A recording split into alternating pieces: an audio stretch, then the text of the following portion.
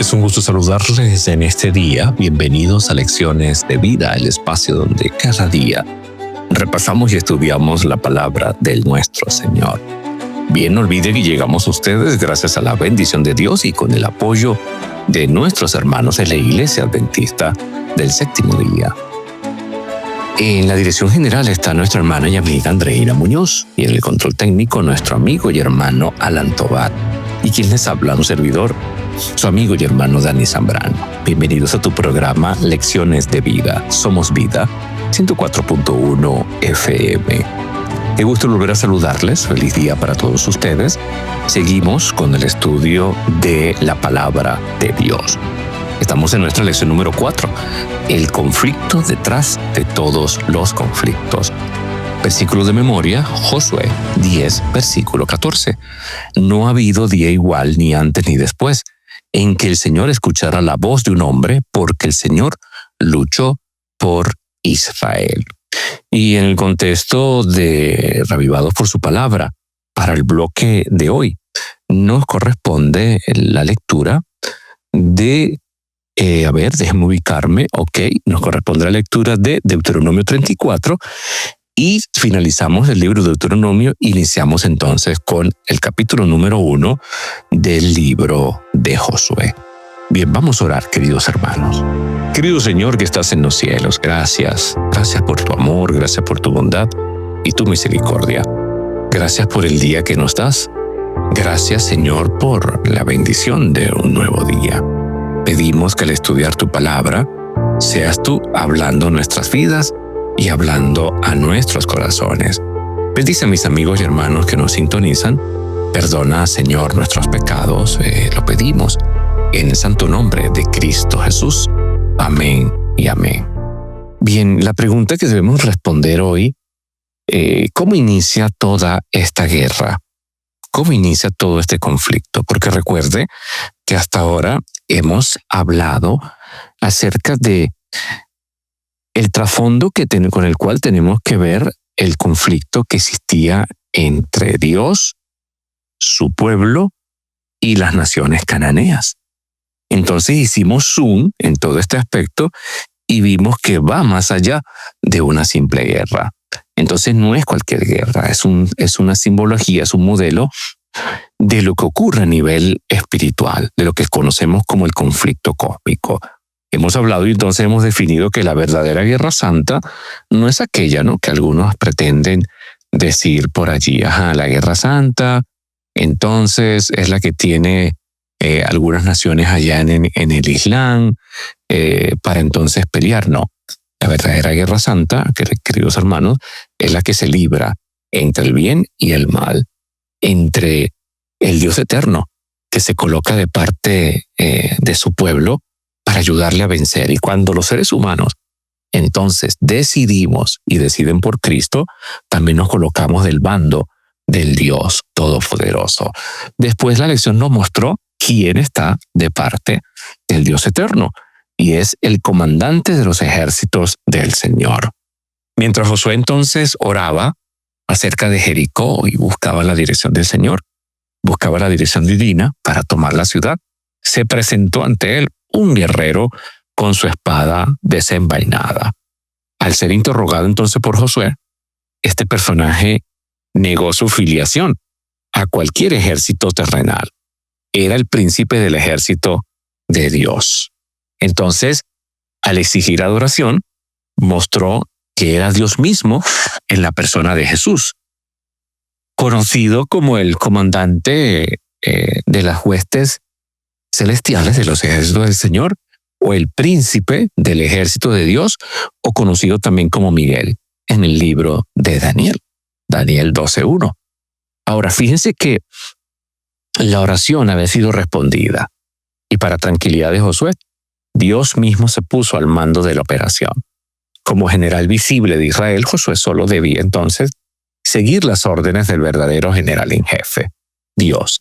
Y ya hemos visto también las características de cómo nosotros, a la luz de la Biblia, podemos ver que este personaje es Cristo Jesús, el Dios eterno, el Dios todopoderoso, Jehová, el guerrero.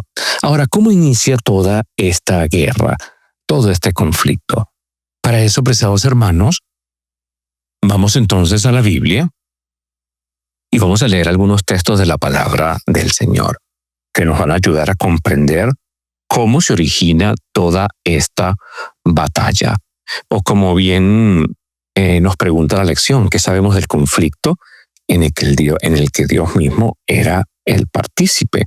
Bien, vamos a leer primero Apocalipsis 12, versículos números 7 al 9. Dice, después hubo una gran batalla en el cielo. Miguel y sus ángeles luchaban contra el dragón. Y luchaba el dragón y sus ángeles, pero no prevalecieron ni se halló ya lugar para ellos en el cielo. Y fue lanzado fuera el gran dragón, la serpiente antigua que se llama Diablo y Satanás, el cual engaña al mundo entero. Fue arrojado a la tierra y sus ángeles fueron arrojados con él. Este primer texto nos muestra que la batalla inicia entonces en el cielo. Y allí Miguel, Cristo y sus ángeles, los que estaban de parte de Dios, luchan contra el dragón. El dragón es símbolo del mal, y en este caso es símbolo del rebelde, símbolo de Satanás, quien se rebela contra el Dios eterno, y sus ángeles, todos aquellos que le siguieron. Fíjense que el texto dice que no prevalecieron, ni se halló ya lugar para ellos en el cielo. En pocas palabras, su sistema, sus sofismas, sus mentiras, su paradigma, no hallaron lugar en el reino santo de Cristo Jesús, en el cielo.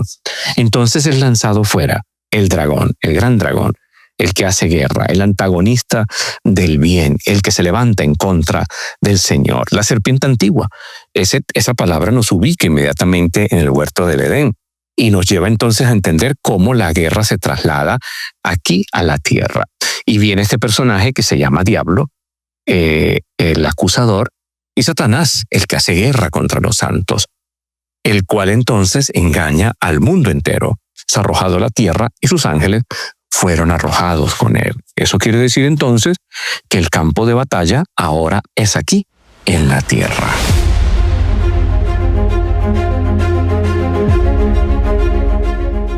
Vamos a leer ahora también el libro de Isaías y vamos a ver quién es este personaje que se levanta en contra del Dios Todopoderoso y que inicia una guerra en el cielo. Isaías 14, versículos números 12 y 14. ¿Cómo caíste del cielo, oh lucero, hijo de la mañana? Cortado fuiste por tierra, tú que debilitabas a las naciones. Tú que decías en tu corazón, subiré al cielo, en lo alto, junto a las estrellas de Dios, levantaré mi trono, y en el monte del testimonio me sentaré, a los lados del norte. Sobre las alturas de las nubes subiré, y seré semejante al Altísimo. Creo que este texto es muy claro, porque nos habla definitivamente y nos muestra cómo el enemigo, cómo Satanás, que antes era el lucero de la mañana, Luzbel, se corrompió su corazón, deseó la adoración, quiso sentarse en el trono de Dios, quiso levantar un trono para él. Y al querer levantar un trono para él, al querer ser semejante al Altísimo, pues estaba exigiendo adoración para él. El otro texto también que nos amplía todo esto es Ezequiel, capítulo número 28, versículos 11 al 19. Vino mi palabra de Jehová diciendo, Hijo de hombre, levántate, levanta endecha sobre el rey de Tiro y dile, así ha dicho Jehová el Señor. Tú eras el sello de la perfección, lleno de sabiduría y acabado de hermosura. En Edén, en el huerto de Dios estuviste, de toda piedra preciosa era tu vestidura, de cornerina, topacio, jaspe, crisólito, berilo y onice, de zafiro, carbunclo, esmeralda y oro. Los primores de tus tamboriles y flautas estuvieron preparados para ti en el día de tu creación. Tú, querubín, grande protector, yo te puse en el monte santo de Dios. Allí estuviste en medio de las piedras de fuego, te paseabas. Perfecto eras en todos tus caminos, desde el día en que fuiste creado, hasta que se halló en ti maldad. A causa de la multitud de tus contrataciones, fuiste lleno de iniquidad y pecaste, por lo que yo te eché del monte de Dios y te arrojé de entre las piedras de fuego, oh querubín protector. Se enalteció tu corazón a causa de tu hermosura, corrompiste tu sabiduría a causa de tu esplendor. Yo te arrojaré por tierra, delante de los reyes te pondré para que miren en ti. Con la multitud de tus maldades y con la iniquidad de tus contrataciones, profanaste tu santuario. Yo pues saqué fuego de en medio de ti, el cual te consumió y te puse en ceniza sobre la tierra a los ojos de todos los que te miran. Todos los que te conocieron de entre los pueblos se maravillarán sobre ti. Espanto serás y para siempre dejarás de ser. Dios, apreciados hermanos, creó el universo con seres pensantes, a los cuales le concedió libre albedrío. Y no olvidemos que el libre albedrío es un prerequisito para que pudieran amar. Usted no ama de manera obligada. Usted no le dice, mire, usted tiene que amar a juro. No, usted ama porque usted decide amar. Ahora, los seres creados por el Señor pueden elegir actuar de acuerdo con la voluntad de Dios o estar en contra de ella. Y de entre los seres que Dios creó, uno de los más maravillosos y majestuosos, pues Lucifer, el más poderoso de todos los ángeles. Él se rebeló contra Dios y llevó consigo a muchos ángeles. No vamos a entrar en los detalles acerca de qué fue lo que ocurrió en el corazón de este ser creado por el Señor. Sencillamente nos vamos a ajustar a lo que dice la palabra de Dios.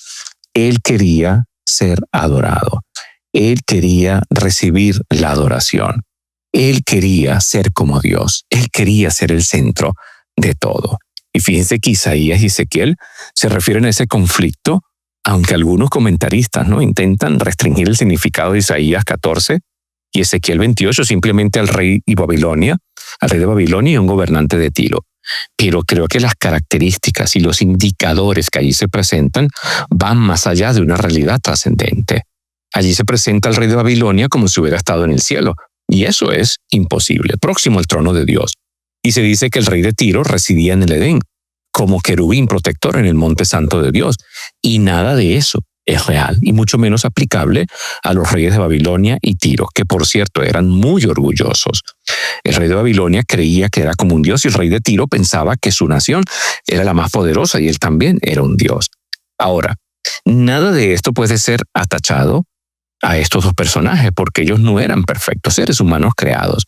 En consecuencia, entonces el simbolismo de estos personajes apunta más allá de los reinos literales de Babilonia y de Tiro.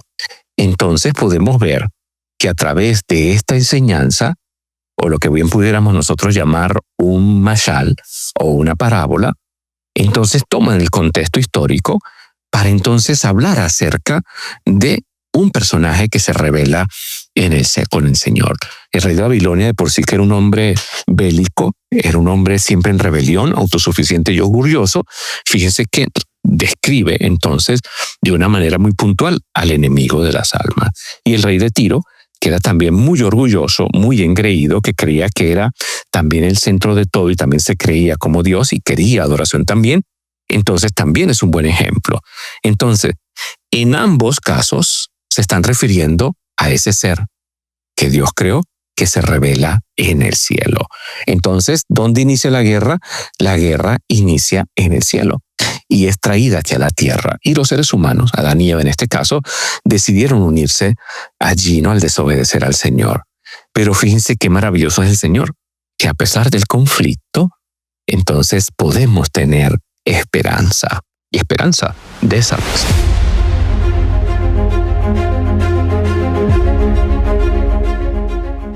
Definitivamente entonces es un conflicto real, es un conflicto verdadero. Incluso en la palabra de Dios tenemos algunos indicios de este conflicto, de este tipo de batalla que se libra en el contexto de la tierra a nivel espiritual y que nosotros los seres humanos no vemos, pero que podemos tener discernimiento a través de la palabra del Señor. Vamos al libro de Daniel, capítulo número 10. Y vamos a leer los versículos número 12 al 14. Daniel está orando para recibir la explicación de una visión y en ese contexto, miren lo que ocurre. Daniel 10, versículos número 12. Entonces me dijo, Daniel, no temas, porque desde el primer día que dispusiste tu corazón a entender y a humillarte en la presencia de tu Dios, fueron oídas tus palabras, y a causa de tus palabras yo he venido. Ahora ve el versículo 13. Mas el príncipe del reino de Persia se me opuso durante 21 días, pero he aquí Miguel, uno de los principales príncipes, vino para ayudarme y quedé allí con los reyes de Persia. he venido para hacerte saber lo que ha de venir a tu pueblo en los postreros días, porque la visión es para esos días. El príncipe del reino de Persia se me opone. Creo que un nombre no se le podía poner a un ángel como Gabriel. Pero fíjense que fue tanta la oposición durante 21 días que entonces Miguel, el principal de los príncipes, o el comandante de las huestes celestiales, Cristo Jesús, vino para ayudarlo y quedé allí con los reyes de Persia. Entonces, en ese contexto estamos viendo que sí existen seres celestiales rebeldes que obstruyen el cumplimiento de los propósitos de Dios en la tierra. Entonces, a la luz de todo esto, y vemos la conexión de la batalla entre el cielo y la tierra, es en esa conexión que tenemos que entender las guerras de Israel aprobadas divinamente.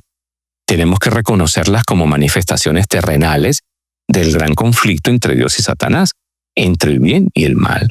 Todo ello, en última instancia, con el propósito de restaurar la justicia y el amor de Dios en un mundo caído. Entonces creo, ¿no?, que comenzamos a discernir las cosas de la batalla cósmica entre el bien y el mal desde un ángulo diferente. Ahora yo le pregunto, querido hermano, ¿por qué no ver las cosas desde esta óptica? ¿No será mejor? Creo que así comenzamos a entender, ¿no?, muchas cosas que ocurren en este mundo. Entonces, tenemos un personaje que se levanta en contra del Señor. Isaías 14, versículo 12. ¿Cómo caíste del cielo, lucero, hijo de la mañana? Cortado fuiste por tierra, tú que debilitabas a las naciones. Podemos decir que él inventó la guerra. Nació como príncipe, querubín del más alto rango, al lado mismo de Dios, paseando por carbones encendidos, precioso, perfecto, como ya lo vimos, y como lo describe Ezequiel 28, versículos 12 al 15, dotado del libre albedrío, como todos los seres inteligentes creados por Dios. Lucifer entonces decidió rebelarse y usurpar el trono de Dios. Ya lo vimos, Isaías 14, versículos 12 al 14. Aunque falló en su rebelión, desde entonces el universo quedó envuelto en una guerra. Entonces, al adueñarse de la tierra, Satanás y sus ángeles tienen un único propósito: frustrar los planes de Dios para salvar a la raza humana. La conquista de Canaán fue una batalla importante, entonces, en esta guerra. Y desde ese ángulo es que tenemos que ver, entonces, apreciados hermanos, este conflicto, entendiendo que este ser que se revela, pues definitivamente no está allí en esa batalla. Y usted y yo estamos envueltos en ese conflicto. Si nos remontamos en la historia, fíjese que Satanás siempre ha tratado de infatuar las mentes de los hombres con misterios sutiles. Así engañó a Eva y así trató de seducir, y así trata, ¿no?, de seducir a los hombres hoy.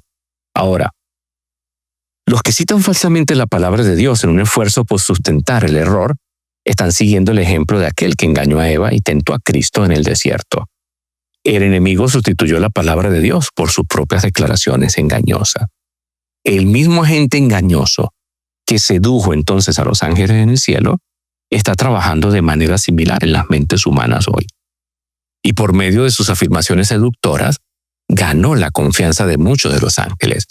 Y esto llevó a una rebelión en el cielo contra Dios, contra su ley, contra su carácter, contra sus designios. Y hubo una guerra en el cielo. Ya lo vimos, Apocalipsis 12, allí lo refleja. Y Miguel entonces y sus ángeles pelearon, ¿no?, contra Satanás y sus seguidores engañados. Hoy en día hay algunos que, habiendo recibido advertencias e instrucciones de parte de Dios, deliberadamente se apartaron de los mensajes que les envió. Caminaron como a ciegas hacia las trampas preparadas por Satanás.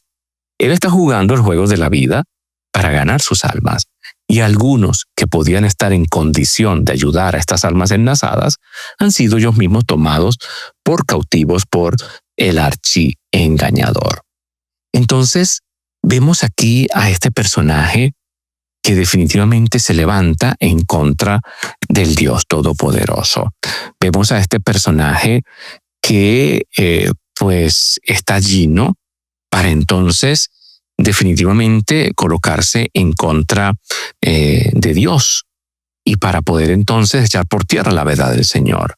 Ahora, insisto en esto, Ver el verdadero concepto de la guerra en el cielo nos ayuda a entender las guerras en la tierra, las cuales libró el pueblo de Israel, y vemos entonces las consecuencias y de dónde origina todo el pecado y toda la violencia que existe en el mundo. Así que, mis queridos hermanos, necesitamos ubicarnos en el contexto correcto y ver que Dios, aún en medio de todo este caos, todavía envía misericordia, todavía envía gracia, todavía envía amor. Todavía Él toca los corazones de los seres humanos, buscando que ellos le conozcan y entren en el arrepentimiento verdadero para alcanzar salvación y vida eterna.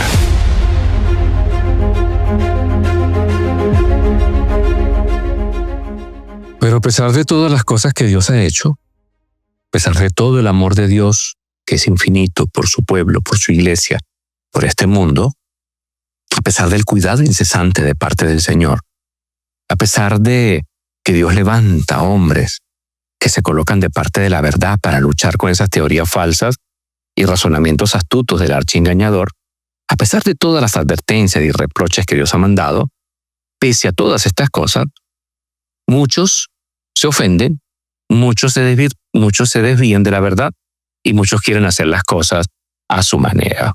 Entonces, definitivamente, el enemigo espera, ¿no?, su oportunidad para presentar algún sofisma agradable que cautive las mentes de los que son tentados, a fin de llevarlos a aceptar sus fábulas.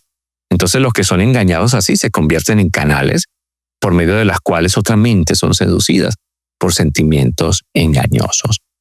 Dios no se goza, apreciados hermanos, de la muerte de los injustos. Él ha soportado mucho tiempo a corazones obstinados y endurecidos.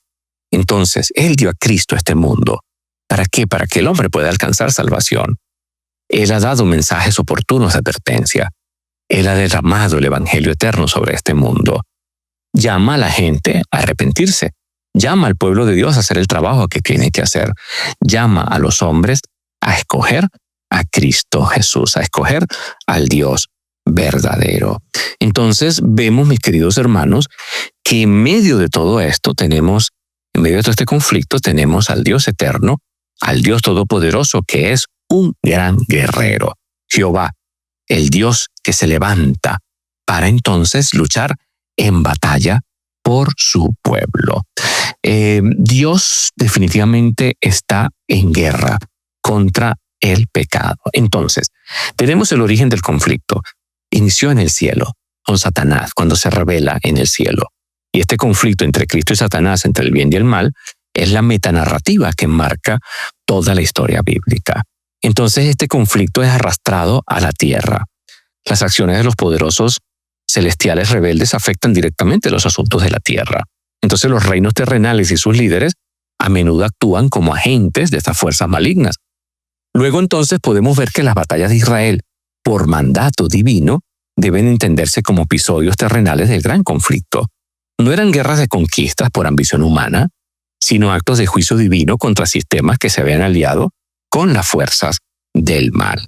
Entonces, a menudo vemos los problemas del mundo como problemas puramente humanos, pero desde la perspectiva del gran conflicto nos recuerda que estamos en medio de una batalla espiritual, y esto nos da consuelo el saber que Dios está luchando contra el mal en un nivel cósmico y nos llama a ser sus agentes de luz en este mundo oscuro. Entonces, en medio de todo esto, se levanta el Señor como guerrero, el Dios todopoderoso, el que se levanta para luchar contra el enemigo y para luchar por su pueblo. Si usted lee la palabra del Señor, usted se puede conseguir una cita maravillosa como Éxodo 15, versículos 3 al 11. Y allí los primeros textos dicen: Jehová es varón de guerra, Jehová es su nombre, y Él es el que pelea contra Faraón y su ejército. Él es el que salva al pueblo de Israel, es el que abre el mar rojo. El Señor con su poder derribó al enemigo. Y hoy el Señor sigue luchando, sigue venciendo, sigue obteniendo la victoria. Dios, apreciados hermanos, ha soportado por mucho tiempo, muchas cosas en este mundo. Ha mostrado gracia, ha mostrado misericordia. Pero todos aquellos que deciden colocarse de parte del Señor, empezando desde Abraham, si podemos mencionar allí un punto, ¿no? Mencionando de Abraham, pues fíjense que han obtenido la victoria en medio de todo el conflicto que puedan muchas veces enfrentar. También podemos ver cómo el pueblo de Israel, a pesar de todas las luchas y los conflictos, cuando clamaron al Señor, Dios estuvo allí. Recuerde que en la antigüedad las batallas en el antiguo cercano oriente tenían un punto. Los dioses luchaban entre sí. Entonces estamos hablando de que Dios luchó contra todos estos dioses egipcios y que a la luz de la palabra del Señor, como dice, vamos a leer este texto también, vamos a buscar el libro de Deuteronomio. Libro de Deuteronomio, y busquemos entonces el capítulo número 32 y leamos el versículo 17. Deuteronomio, capítulo número 32, y leamos el versículo número 17. Sacrificaron a los demonios y no a Dios, a dioses que no habían conocido, a nuevos dioses venidos de cerca, que no habían temido vuestros padres. Se olvidaron del Señor, terminaron en una batalla, terminaron en una adoración completamente falsa. Y Dios se levanta contra esos dioses. Dios hace guerra y los venció. Entonces recuerde que Dios está en guerra con el pecado, no contra los seres humanos. Y Él no tolerará este conflicto para siempre. Entonces, cuando venga ese momento, Él derramará juicio sobre este mundo. Y ese juicio caerá con todos los ángeles caídos, con el rebelde, con el ángel rebelde, con Luzbel, y así con todos los seres humanos que se han identificado definida e irrecuperablemente con el pecado. Serán destruidos. Entonces, con todo esto podemos ver que las batallas contra los habitantes de Canaán deben ser percibidas como una etapa previa de ese conflicto que alcanzaría su clímax en la cruz y su consumación en el juicio final, cuando la justicia y el carácter amoroso de Dios serán vindicados. Entonces, la destrucción total de los cananeos debe ser comprendida a partir de la cosmovisión bíblica en la que Dios es parte de un conflicto cósmico como los exponentes del mal en el universo. Recuerde que Satanás acusó de que el carácter de Dios no era verdadero, su reputación, su ley, y en última instancia eso es lo que está en juego. Pero Dios entonces venció en la cruz del Calvario. Saber que Dios es un gran guerrero debe de llenarnos de esperanza, debe de darnos seguridad, debe de hacernos ver que Él no es indiferente a la injusticia y al sufrimiento, debe de hacernos ver que el Evangelio nos asegura que en la cruz Cristo ya ganó la batalla decisiva y podemos confiar en que Él llevará este conflicto a su fin justo y definitivo. Nosotros podemos estar seguros, mis queridos hermanos, que en medio de todo este conflicto, Dios está con nosotros. Hoy la guerra continúa, pero no por un territorio. La pelea entonces es por cada familia, por cada individuo. No hay terreno neutral. O estamos con Dios o estamos con el enemigo. Tome usted la decisión. Que el Señor le bendiga.